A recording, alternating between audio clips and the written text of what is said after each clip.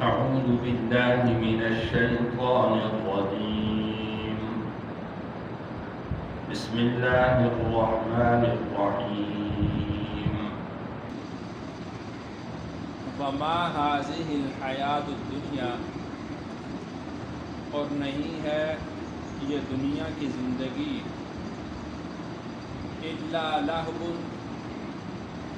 مگر کھیلنا، ولعب، اور دل کا بہلانا، وَإِنَّ الدَّارَ الْآخِرَةَ، اور بے شک آخرت کا گھر، لَهِيَ الْحَيَوَانُ، البتہ وہی زندگی ہے، لَوْ كَانُوا يَعْلَمُونَ، کاش کہ وہ اس بات کو سمجھتے ہیں۔ تو دنیا کی زندگی کھیلنا ہی ہے اور ایک دل کا بہلانا ہے۔ کوئی عقل مند شخص بھی اس دنیا کی زندگی کو دائمی اور حقیقی زندگی نہیں کہتا۔ کسی شخص کا آخرت پر ایمان ہے، اعتقاد ہے، یا ایمان اور اعتقاد نہیں ہے، وہ بہرحال یہ سمجھتا ہے کہ دنیا کی زندگی سے کچھ دیر کا نفع اٹھانا ہے اور اس کے بعد مر جانا ہے۔ اب یہ سمجھنا چاہیے اس کو کہ انسان 60 سال، 70 سال، 80 سال، 100 سال وہ ایک مشقت کی زندگی برداشت کرتا ہے، اس کی مشقت کا صلہ اس کو کہیں ملنا چاہیے۔ اگر وہ خیر اور فلاح کی زندگی گزارتا ہے تو اس کا بدلہ اس کو کہیں نہ کہیں تو ملنا چاہیے، اور اگر کوئی ظلم کی زندگی گزارتا ہے تو ظالم کو اس کی زندگی کا کہیں بدلہ دیا جانا چاہیے۔ تو وہ جو بدلہ ملنا ہے، اچھا یا برا، وَإِنَّ الدَّارَ الْآخِرَةَ لَهِيَ الْحَيَوَانُ، تو آخرت کی زندگی حقیقت میں وہی زندگی ہے، آخرت کا گھر حقیقت میں اسی کے اندر زندگی ملنے والی ہے، اسی میں فلاح اور فوز اور کامیابی اور کامرانی اسی کے اندر ہے، اور حقیقی ناکامی اور نامرادی بھی وہی کی ہے۔ لَوْ كَانُوا يَعْلَمُونَ، کاش کہ وہ اس بات کو سمجھ جاتے ہیں۔ یعنی ایک سادہ سی بات ہے، اس میں کوئی بہت لمبے چوڑے فلسفے کی بات نہیں ہے، کاش کو اس بات کو سمجھ جاتے ہیں۔ فَإِذَا رَكِبُوا فِي الْفُلْكِ، اور پھر جب وہ سوار ہوتے ہیں کشتی میں، دعوا اللہ، تو پکارتے ہیں اللہ کو، مخلصین لہ الدین، خالص کرتے ہوئے اسی کے لیے دین کو۔ اس لیے کہ اب جب وہ کشتی میں سفر کرتے ہیں تو اب ان کو کہیں خشکی نظر نہیں آتی، وہ ہر طرف سے اپنا تعلق ختم کر کے خالص اللہ تعالیٰ کو پکارتے ہیں۔ مختلف جگہوں پر اللہ تعالیٰ نے اس بات کو بیان فرمایا ہے کہ جب ان کو کشتی کا، سمندر کا سفر درپیش ہوتا ہے اور ان کی کشتی بھنور میں پھنس جاتی ہے، پھر سب معبودان باطلہ کو چھوڑ کر ایک اللہ کو پکارتے ہیں۔ اس وقت وہ سمجھتے ہیں کہ اس کشتی کو بھنور سے نکالنے والی ذات وہ ایک اللہ کی ذات ہے۔ یہاں تک کہ ابو جہل کے بیٹے اکرمہ، وہ بھی رسول اللہ صلی اللہ علیہ وسلم سے جب بچ کر نکلے اور بھاگے، تو کشتی میں سوار ہوئے، اور کشتی جب درمیان میں پہنچی اور وہ بھنور میں پھنس گئی، جو کشتی کا ملاح تھا اس نے اللہ کو پکارا، تو اکرمہ نے کہا کہ تو کس کو پکارتا ہے؟ اس کو ڈانٹا، کہا بھائی بھنور کے اندر کشتی پھنسے تو اللہ ہی بچاتے ہیں، اس کے علاوہ کوئی اور بچانے والا نہیں ہے۔ کہا کہ اسی جھگڑے سے میں بھاگا ہوں، میں یہ کہتا تھا کہ اللہ کے علاوہ بھی ہیں بچانے والے، اور جب یہ کشتی میں آیا ہوں تو ہی کہتا ہے کہ اللہ بچانے والے۔ تو رسول اللہ صلی اللہ علیہ وسلم کے ساتھ، یعنی اس کے کہنے کے بقول کہ محمد کے ساتھ جو میرا جھگڑا تھا وہ تو نے ختم کیا ہے۔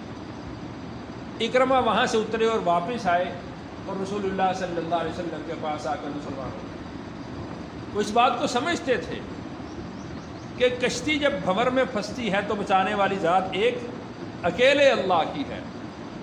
تو فَإِذَا رَكِبُوا فِي الْفُلْكِ، جب وہ سوار ہوتے ہیں کشتی میں، دعوا اللہ مخلصین لہ الدین، تو اللہ کو پکارتے ہیں خالص کرتے ہوئے دین کو.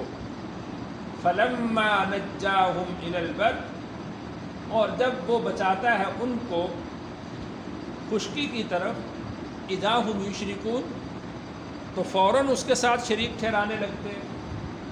اب جب خشکی میں پہنچے تو پھر یہ اللہ کے ساتھ شریک ٹھہراتے ہیں کہ نہیں، وہ اللہ نے ہی بچایا ہے، لیکن ہماری وہ سفارش فلاں نے کر دی، فلاں کے واسطے سے ہم بچ گئے. یا اس طرح کے جب وہ خشکی پر پہنچتے ہیں، اپنے گھر میں واپس آتے ہیں، اور پھر غیر اللہ کے لیے عبادت شروع کر دی، جانوروں کو غیر اللہ کے لیے ذبح کرنا شروع کر دیا، غیر اللہ کو سجدہ کرنے شروع کر دیے، تو اذا هم یشرکون، اس کے ساتھ فوراً ہی شرک کرنے لگتے ہیں. اس بات کو بھی اللہ نے سورۃ بنی اسرائیل میں بیان فرمایا ہے کہ کیا وہ اس بات سے مطمئن ہو گئے ہیں کہ دوبارہ ان کو کشتی کا سفر نہیں ہوگا؟ کیا وہ اس بات سے مطمئن ہو گئے ہیں کہ وہ زمین کے اندر دھنسائے نہیں جائیں گے؟ یعنی جیسے وہاں پر ان کو خوف تھا اپنے ڈوب جانے کا، غرق ہو جانے کا، تو یہ اس بات سے مطمئن نہ ہو کہ اگر یہ خشکی پر آ گئے ہیں تو پھر ان کو کسی قسم کا کوئی عذاب نہیں آ سکتا، یا زمین پھٹ کر ان کو اپنے اندر وہ دھنسا نہیں لے گی، اس بات سے یہ مطمئن نہ ہو. لِيَكْفُرُوا بِمَا آتَيْنَاهُمْ، یہ عمل وہ اس لیے کرتے ہیں تاکہ وہ انکار کرتے رہیں جو کچھ ہم نے ان کو دیا ہے. دینے والی ذات تو سب اللہ کی ہے، لیکن وہ بیٹے کسی کی طرف منسوب کر دیتے ہیں، روزی کو کسی کی طرف منسوب کر دیتے ہیں. تو یہ حقیقت میں کیا ہے؟ اللہ کا انکار ہے. کفر کا ایک معنی ناشکری بھی آتا ہے، تاکہ وہ ناشکری کرتے رہیں اس بات کی جو ہم نے ان کو دیا ہے. یعنی یہ تو کفران نعمت ہے کہ نعمت تو اللہ نے دی اور اس کی نسبت کبھی کسی کی طرف کر دی، کبھی کسی کی طرف کر دی. تو حقیقت میں یہ اللہ کی نعمتوں کی ناشکری ہے. اللہ کی نعمتوں کی قدردانی یہ ہے کہ جو کچھ ہمیں اللہ نے عطا کیا ہے ہم اس پر اللہ کا شکر ادا کریں. اے اللہ تو نے ہی اولاد عطا کی ہے، اے اللہ تو نے ہی رزق عطا کیا ہے، اے اللہ تو نے ہی صحت عطا کی ہے، اے اللہ تو نے ہی آسائش اور آسانیاں عطا کی ہیں. اس سب کی سب ان کو منسوب کرنا اللہ کی طرف، اور اس کے ساتھ کسی کو شریک نہ ٹھہرانا، اور ان چیزوں کے استعمال کے بعد اللہ کا شکر ادا کرنا، یہی حقیقت میں قدردانی ہے جو اللہ نے ہمیں نعمتیں عطا فرمائی. وَلِيَتَمَتَّعُوا، اور تاکہ وہ کچھ نفع حاصل کر لیں کہ دنیا کی زندگی میں جو اللہ نے عطا کی ہیں ان سے کچھ دیر کا ہی نفع ہے، بالآخر پھر مر جانا ہے. ان چیزوں سے وہ آدمی نکل کر جائے گا، اختیار سے ہو یا جبر سے ہو، جس طریقے سے بھی ہو انسان کو مرنا ہے.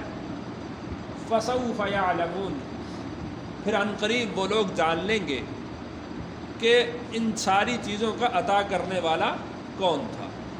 وہ اللہ نے عطا کی تھی یا جن غیر اللہ کو یہ اللہ کے ساتھ شریک ٹھہراتے ہیں انہوں نے عطا کی تھی. پھر جب پہنچ کر اللہ کی طرف جانا ہے تو اللہ ہر چیز کو ان پر کھول دے گی. اولم یروا، کیا انہوں نے نہیں دیکھا، انا جعلنا حرما، کہ ہم نے بنا دیا ہے حرم.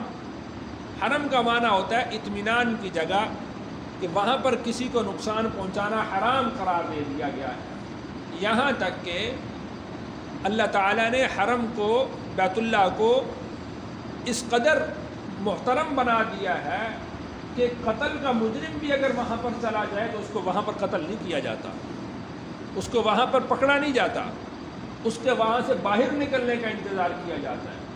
کسی جانور کا شکار تک ممنوع قرار دیا گیا ہے کہ وہاں پر کسی جانور کا شکار بھی آپ نہیں کر سکتے. کسی چیز کو مارنا اللہ نے ممنوع قرار دے دیا ہے.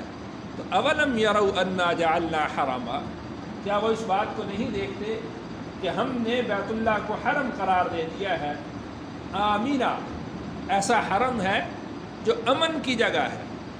یعنی وہ لوگ جو بیت اللہ کے اطراف میں رہا کرتے تھے اور عرب کی بستیوں میں اور دیہاتوں میں رہتے تھے، وہ لوگوں پر جہاں وہ لوٹ مار کیا کرتے تھے، اور بیت اللہ کے ہمسائے میں رہنے والے لوگ وہ صرف اس وجہ سے مطمئن رہتے تھے کہ لوگ یہ کہتے تھے کہ یہ اللہ کے ہمسائے ہیں، ان پر گرفت کرنا، ان کو پکڑنا، ان پر ہاتھ ڈالنا، وہ خود کو ہلاکت میں ڈالنا ہے۔ تو کیا انہوں نے اس بات کو نہیں دیکھا؟ ہمارے کیا اس انعام اور احسان کو نہیں دیکھتے؟ وَيُتَخَطَّفُ النَّاسُ مِنْ حَوْلِهِمْ، اور اچک لیے جاتے ہیں لوگ ان کے اطراف سے، یعنی وہ ڈاکو، وہ راہزنی کرنے والے، وہ دوسرے لوگوں کو تو نہیں بخشتے، تمہیں جو انہوں نے چھوڑ رکھا ہے یہ محض اللہ کے گھر کے احترام کی وجہ سے چھوڑ رکھا ہے۔ تم بتوں کی بے معنی قدردانی کرتے ہو، اور اللہ نے جو حقیقی طور پر تم پر انعامات کیے ہیں تم اس کی ناشکری کرتے ہو۔ أَفَبِالْبَاطِلِ يُؤْمِنُونَ، کیا ناحق چیز پر تم ایمان لاتے ہو؟ وَبِنِعْمَةِ اللَّهِ يَكْفُرُونَ، اور اللہ کی نعمتوں کی ناشکری کرتے ہو، اللہ کی نعمتوں کا کفران کرتے ہو، اللہ کی نعمتوں کی ناقدری کرتے ہو۔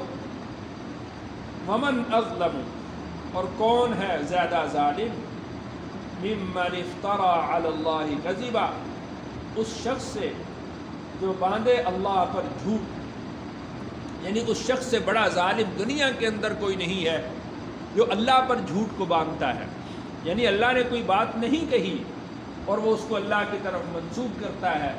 اب مثال کے طور پر جب انہی مشرکین مکہ سے پوچھا جاتا تھا کہ تم ان بتوں کی پوجا کیوں کرتے ہو، تو وہ یہ کہتے تھے کہ یہ اللہ کے نزدیک ہمارے سفارشی ہیں، ہماری ان کے آگے ہے اور ان کی پھر اللہ کے آگے ہے، اللہ ان کی بات کو ٹالتے نہیں ہیں۔ تو اللہ ارشاد فرماتے ہیں کہ ہم نے تو کوئی ایسی بات نہیں کہی، اگر ہم نے کوئی ایسی بات کہی ہے تو کوئی سند لے آؤ، کوئی آیت اتاری ہے تو وہ آیت پیش کرو۔ جب اللہ نے ایسی کوئی چیز نازل نہیں کی پھر اس کو اللہ کی طرف منسوب کرنا، اس سے بڑا کوئی اور ظلم نہیں ہو سکتا۔ او کذب بالحق لما جاء، یا وہ تکذیب کرے حق کی جب وہ اس کے پاس آ گیا، یعنی اس شخص سے بڑا بھی ظالم کوئی نہیں ہے جب اس کے پاس حق پہنچ گیا ہے۔ رسول اللہ صلی اللہ علیہ وسلم اللہ کا کلام، اللہ کا قرآن لے کر، اللہ کا پیغام لے کر جب ان کے پاس گئے تو اس سے بڑا کوئی حق بھی نہیں تھا، اور اس حق کی تکذیب کرنے والا سب سے بڑا ظالم ہے، اس سے بڑا کوئی اور ظالم بھی نہیں، یعنی جو رسول اللہ صلی اللہ علیہ وسلم کی تکذیب کرتا ہے، نعوذ باللہ رسول اللہ صلی اللہ علیہ وسلم کو جھٹلاتا ہے، آپ کے اللہ کا کلام آپ پیش کرتے ہیں اس کو جھٹلاتا ہے، اس کی تکذیب کرتا ہے، تو اس سے بڑا بھی ظالم کوئی نہیں۔ الیس فی جہنم، کیا نہیں ہے جہنم میں، مثون ٹھکانہ، للکافرین، انکار کرنے والوں کا۔ تو جو لوگ انکار کرنے والے ہیں پھر ان کا ٹھکانہ آپ ہی بتلائیے کیا ہے، تو کیا ان کا ٹھکانہ جہنم نہیں؟ اس کے علاوہ اور کیا ہو سکتا ہے؟ والذین جاہدوا، اور وہ لوگ کہ جنہوں نے مشقت کی، فینا، ہماری راہ میں، لنہدینہم، البتہ ہم ضرور ان کو سجھا دیں گے، سبلنا، اپنے راستے، یعنی جو لوگ اللہ کی طرف بڑھنا چاہتے ہیں اللہ تعالیٰ ان کے لیے راستوں کو کھول دیتے ہیں، وہ ایک ایک چیز میں اللہ کی طرف راستہ دیکھتا ہے کہ مجھے اللہ کی رضا اس راستے سے بھی نصیب ہو سکتی ہے، مجھے اللہ کی رضا اس راستے سے بھی نصیب ہو سکتی ہے۔ وَإِنَّ اللَّهَ لَمَعَ الْمُحْسِنِينَ، اور بے شک اللہ تعالیٰ نیکی کرنے والوں کے ساتھ ہیں، اللہ انہی کو راہیں سجھاتے ہیں، اللہ ان کی مدد اور نصرت کرتے ہیں جو لوگ نیکی کرنے والے ہوتے ہیں، جو لوگ آگے بڑھنے والے ہوتے ہیں، جو لوگ فلاح اور فوز و کامیابی کو تلاش کرنے والے ہوتے ہیں۔ اللہ کی مدد، اللہ کی نصرت، اللہ کی معیت ان لوگوں کے ساتھ ہے۔ اللہ تعالیٰ سے دعا ہے اللہ تعالیٰ مجھے اور آپ کو عمل کی توفیق نصیب فرمائے۔